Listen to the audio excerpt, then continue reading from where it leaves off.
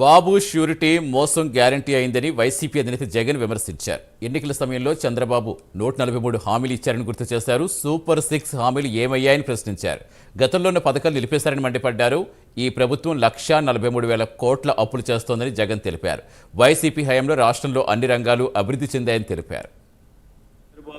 చంద్రబాబు గారి నోట మాట ఏమిటి అనంటే బాబు ష్యూరిటీ భవిష్యత్ గ్యారంటీ అని చెప్పి చంద్రబాబు నాయుడు గారి నోట వినిపించే ఒక కామన్ ఫ్రేజ్. 9 నెలల తర్వాత పరిస్థితి ఏమిటి అని అంటే బాబు ష్యూరిటీ మోసం గ్యారంటీ. ఇది ఈ 9 నెలల కాలంలో ఇప్పుడు మనందరికీ కనిపిస్తా ఉన్న ఫ్రేజ్.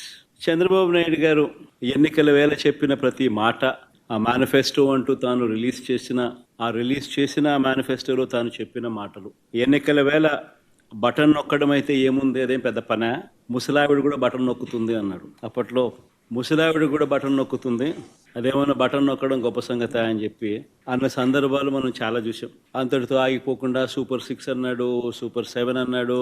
ఏకంగా మేనిఫెస్టోలో 143 ప్రామిసెస్, 143 హామీలను ఎన్నికల మేనిఫెస్టోలో తాను చేర్చాడు.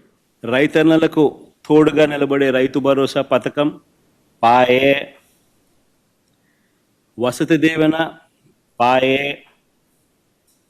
విద్యా దీవెన అరకొర, చేయూత లేదు, ఆసరా లేదు, 0 వడ్డీ, ఆరోగ్యశ్రీ పూర్తిగా కూడా యగనామమే, వాహనమిత్ర, నేతన్న నేస్తం, మత్స్యకార భరోసా, కాపు నేస్తం, ఈబీసీ నేస్తం, చేదోడు తోడు, లానేస్తం, అన్నీ గతంలో ఉన్న పథకాలన్నీ కూడా పాయే. పిల్లలకు ట్యాబులు ఇచ్చే కార్యక్రమం కూడా పాయే. మరి నేను అడుగుతా ఉన్నా, 1,45,000 కోట్ల రూపాయల అప్పులు చేసినవి, చేయబోతున్నవి ఎవరి జేబీలేకి పోతా ఉన్నాయి? ఆంధ్ర రాష్ట్రం ఎప్పుడూ చూడని విధంగా మా హయాంలో, అంటే వైఎస్ఆర్సీపీ హయాంలో ఏకంగా 4 పోర్ట్లను కట్టడం మా హయాంలో జరిగింది. Mulapeta port, Machilipatnam port, Ramayapatnam port, ఈ 3 గవర్నమెంట్ రంగంలో కట్టడం మొదలుపెట్టాం. ఇందులో దాదాపుగా రామాయపట్నం పోర్టు అయితే దాదాపుగా 75-80% దాదాపుగా అయిపోయిన పోర్టు ఇప్పటికే. అప్పట్లోనే నాతోనే ఎలక్షన్ కోడ్ లేకపోయిందంటే మొదటి షిప్ను కూడా రామాయపట్నం పోర్టులోకి తీసుకొచ్చేవాళ్ళు. భవిష్యత్తులో వీటి విలువ కొన్ని లక్షల కోట్లు. నాగార్జున సాగర్ లాంటి ప్రాజెక్టు, శ్రీశైలం లాంటి ప్రాజెక్టులు ఈరోజు కట్టాలంటే సాధ్యమయ్యే పని కూడా కష్టమే. అన్నన్ని వేల కోట్ల రూపాయలు, లక్షల కోట్ల రూపాయలు ఒక్కొక్క ప్రాజెక్ట్ ఖర్చు అవుతుంది. పోలవరం మన కళ్ళ ముందనే చూస్తూ ఉన్నాం, ఎన్ని వేల కోట్ల రూపాయలు అవుతా ఉందో. సిమిలర్లీ గవర్నమెంట్ రంగంలో నిర్మిస్తూ ఉన్న ఈ పోర్టులు, ఈ ఆస్తుల కల్పన, ఇవన్నీ కూడా అంతే. రాబోయే తరాలకు రాష్ట్రంలో సొంత రాబడి పెరగాలి అని అంటే ఇటువంటి ఆస్తులు రాష్ట్ర ప్రభుత్వం చేతిలో ఉంటే రాష్ట్రానికి సంబంధించిన సొంతం వనరులు పెరిగే పరిస్థితి. ఇలాంటివి స్కాములు చేస్తూ అమ్మకానికి పెట్టారు. చీటింగ్లో PhD తీసుకున్న ఈ వ్యక్తి, ఆయన నటన అన్నది ఏ స్థాయిలో ఉంటుందనంటే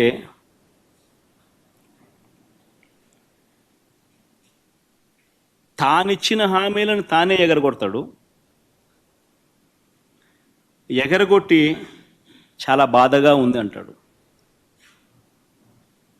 ఆవేదనగా ఉందంటాడు, రాష్ట్రం క్లిష్ట పరిస్థితుల్లో ఉందంటాడు, భయం వేస్తుంది అని కూడా అంటాడు, రాష్ట్రం ధ్వంసం అయిపోయింది అని కూడా అంటాడు.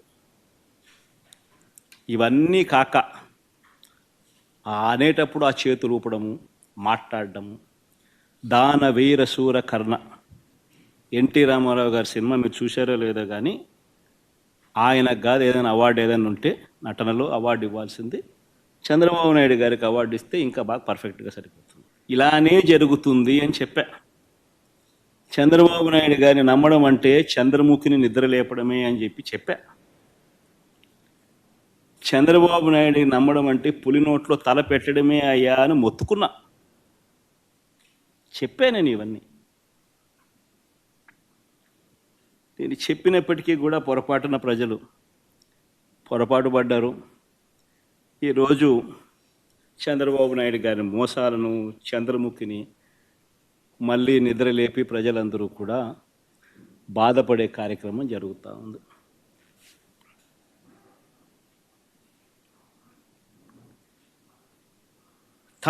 చంద్రబాబు నాయుడు గారు ప్రజలను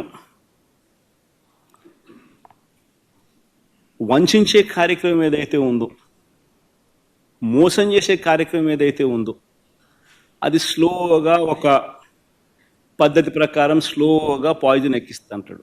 నియోజకవర్గంలో ఏమి జరగాలన్నా, మీకున్న ఫ్యాక్టరీ నడవాలన్నా, మీకు ఎవరికైనా మైనింగ్ లీజ్ ఉంటే ఆ మైనింగ్ లీజ్ మీరు నడుపుకోవాలన్నా, ఆ మైనింగ్ కార్యక్రమం మీరు చేయాలన్నా, ఏమి వ్యాపారం చేయాలన్నా కూడా ఎమ్మెల్యేకు దగ్గరికి వచ్చి అంతో ఇంతో ఇవ్వాలి.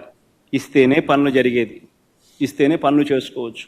ఎమ్మెల్యే పెద్దబాబుకింత, చిన్నబాబుకింత, దత్తపుత్రునికింత, ఆయన సర్దితేనే నాకింత నీకింత అని సాఫీగా జరుగుతాయి. మొట్టమొదటిసారిగా ఎంత దారుణమైన కరప్షన్ అంటే, కాంట్రాక్టర్లకు ఇచ్చే కార్యక్రమంలో, పనులు ఇచ్చే కార్యక్రమంలో మొబిలైజేషన్ అడ్వాన్స్ తీసుకొచ్చినారు.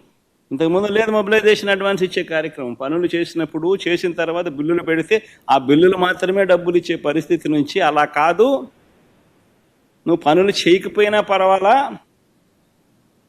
నీకు అలాట్మెంట్లోనే 10% మొబిలైజేషన్ అడ్వాన్స్ ఇచ్చేస్తాము, అందులో 8% మాకు తిరిగి ఇచ్చేసేయి, 2% నువ్వు పెట్టుకో అని చెప్పి నీకింత నాకింత అని పంచుకుంటా ఉన్నారు. తన కొడుకు దగ్గర నుంచి మొదలు పెడితే తన పార్టీలో ఉన్న ఎవరికైనా కూడా, చిన్న నాయకుల దగ్గర నుంచి పెద్ద నాయకుల దాకా, చెప్పే తీరి అబద్ధాలు చెప్పు, మోసం చేయి, మన స్వార్థమే ముఖ్యం, మన అవసరమే ముఖ్యం, మన స్వార్థం కోసం మనం ఏం చేసినా తప్పలేదు, ఏం మోసం చేసినా తప్పలేదు, అది ఇంకా ఒక ఘనకార్యం అని చెప్పి నేర్పించే వ్యక్తి ఎవరైనా ఉన్నాడు ఈ ప్రపంచంలో అంటే చంద్రబాబు ఒకడే. వెన్నుపోట్లు పొడిచినా తప్పలేదు, సొంత మామనైనా పొడిచినా తప్పేం కాదు, ఎప్పుడైనా ఏ విషయంలో అయినా ఎప్పుడైనా మాట మార్చేసేయచ్చు. ఇవన్నీ చంద్రబాబు నాయుడు నేర్పిస్తారు. ఇవన్నీ కనిపిస్తూ ఉన్నాయి ఈరోజు మన రాష్ట్ర ప్రజలకు అందరికీ కూడా ఈరోజు. కానీ మనమంతటి మనమే ప్రలోభాలకు లొంగో, భయపడో, ఏదో కారణం చేత మనమంతటి మనమే మన వ్యక్తిత్వాన్ని, మన క్యారెక్టర్ని, మన క్రెడిబిలిటీని మనం పనంగా పెట్టి మనం కాంప్రమైజ్ అయ్యి అటువైపు మనం పోతే మన గౌరవం ఏంది, మన వాల్యూ ఏంది, మన క్యారెక్టర్ ఏంది, మన క్రెడిబిలిటీ ఏంది? ప్రతి ఒక్కరూ రాజకీయాల్లో ఉన్నప్పుడు ఆలోచన చేసుకో. ఈ కష్టం అనేది ఎల్లకాలం ఉండదు. డెమోక్రసీ అంటేనే 5 years. మ్యాక్సిమం నీకున్న కష్టకాలం 5 years. 5 years if you can just hold on, then your time will come. One should always have the patience, always have the character and credibility within ourselves to stand up. అది సాయిరెడ్డికైనా అంతే, పోయిన 3 ఎంపీలకైనా అంతే.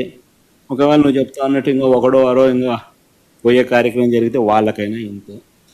ఒకటి చెప్తా ఉన్నా, వైఎస్ఆర్సీపీ ఈరోజు ఉంది అని అంటే అది వీళ్ళందరి వల్ల లేదు. వైఎస్ఆర్సీపీ ఈరోజు ఉంది అని అంటే దేవుడి దయ, ప్రజల ఆశీస్సుల వల్ల వైఎస్ఆర్సీపీ ఈరోజు ఉంది. ఒక లీడర్గా మనం ప్రవర్తించే తీరు తలెత్తుకునే విధంగా ఉండేట్టుగా ఎప్పటికీ ఉంటే ప్రజలు ఎప్పుడూ ఆశీర్వదిస్తారు.